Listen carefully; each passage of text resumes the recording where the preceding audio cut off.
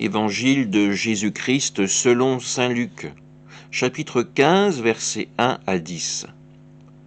En ce temps-là, les publicains et les pécheurs venaient tous à Jésus pour l'écouter.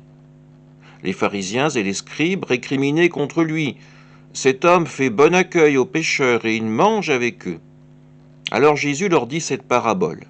« Si l'un de vous a 100 brebis et qu'il en perd une, n'abandonne-t-il pas les 99 autres dans le désert pour aller chercher celle qui est perdue jusqu'à ce qu'il la retrouve?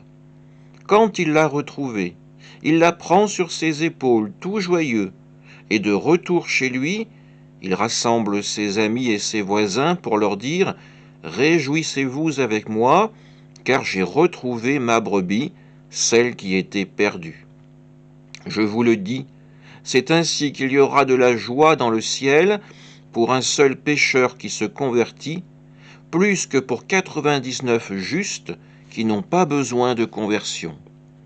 Ou encore, si une femme a 10 pièces d'argent et qu'elle en perd une, ne va-t-elle pas allumer une lampe, balayer la maison et chercher avec soin jusqu'à ce qu'elle la retrouve?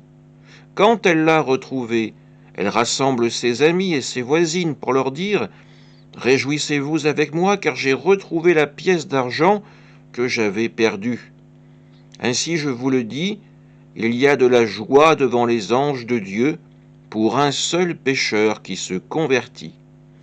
Acclamons la parole de Dieu.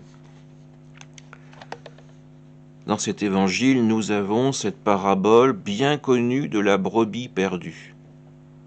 Pourtant, quand nous pensons à cette parabole, dans notre cœur, notre intelligence, c'est la brebis qui se perd. Elle s'éloigne du troupeau et finalement est incapable de revenir vers celui-ci. Or pourtant, si nous relisons ce texte, nous entendons « Si l'un de vous a 100 brebis et qu'il en perd une ». C'est de la faute du berger si finalement cette brebis s'égare. Et les bergers, Jésus les a en face de lui, les publicains. Ceux qui viennent pour l'écouter, ce sont ces brebis, ce sont les pécheurs. Les pharisiens et les scribes, nous pourrions les comparer aux bergers. Eux ont mal fait leur travail.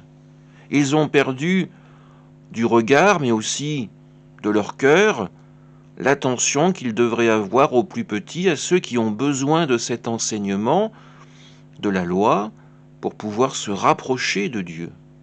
Par leur action, ils ont presque favorisé la perte, la fuite des brebis que sont les publicains.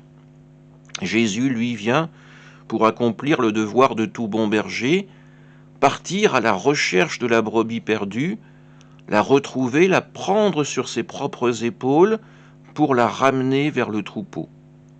Jésus est l'incarnation du berger parfait, de celui qui fait passer sa mission avant son confort personnel.